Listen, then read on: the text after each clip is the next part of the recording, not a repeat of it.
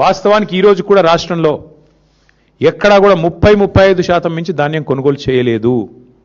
ఇక మీకు పేరు చెప్తే బాగుండదు కానీ ఒక మాజీ మంత్రి ఎమ్మెల్యే కాంగ్రెస్ మొన్న మా నాయకుడికి ఫోన్ చేసి, ఒక నాయకుడు మా ఎమ్మెల్యే గారికి ఫోన్ చేసి, అరే ఏం పెట్టినరా మీరు, ఇది పని లేని పని, ఈ గవర్నమెంట్ కొనుడు ఏందా నాకు అర్థం కాదు, ధాన్యం మీరు లేని పని పెట్టిన మా కేసీఆర్ గారు, మాకు ఇప్పుడు ఆ ప్రెజర్ అవుతుంది అని చెప్పి మా నాయకుడికి ఇంకో కాంగ్రెస్ నాయకుడు ఫోన్ చేసి నిష్ఠూరం ఆడుతూ ఉన్నాడు. ఇది పరిస్థితి ఈరోజు రాష్ట్రంలో.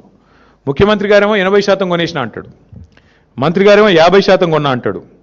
మేము చూసినాం క్షేత్రస్థాయిలో. వాస్తవానికి ఈరోజు ఏ ఒక్క సెంటర్లో కూడా ధాన్యం కొనుగోలు కేంద్రాలు సరిగా పనిచేయడం లేదు. గన్నీ బ్యాగ్స్ ఇస్తలేరు, రైతులే కొనుక్కోవాలి. 28 రూపాయలు, 25 రూపాయలు, 30 రూపాయలు పెట్టి సుతిలు వాళ్ళే కొనుక్కోవాలి. మంచినీళ్ళ సౌలత్ కూడా లేదు. ఇంకా మీదికెళ్ళి వెయిటింగ్ ఛార్జీలు కూడా రైతులే కట్టుకోవాలి. ట్రాక్టర్ లోడ్ చేసుకొని వస్తుండ్రు పాపం. వచ్చినాక ఆడ బయట సెంటర్ బయట, నేను నర్సంపేట నా కళ్ళతో నేనే చూసిన, మొత్తం మార్కెట్ యార్డ్ నిండిపోయి ఉన్నది.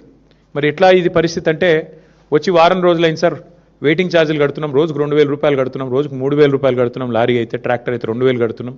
రైతులు తమ నోటెంబడి వాళ్ళు చెప్పిన మాట. ఈ సంక్షోభాన్ని గుర్తించకుండా, ఈ సంక్షోభం గురించి కనీస అవగాహన లేకుండా అబద్ధాలు చెప్పి అధికారంలోకి వచ్చిన రేవంత్ రెడ్డి ఇలా నోటికి వచ్చిన మాటలు మాట్లాడుతూ ఉన్నాడు.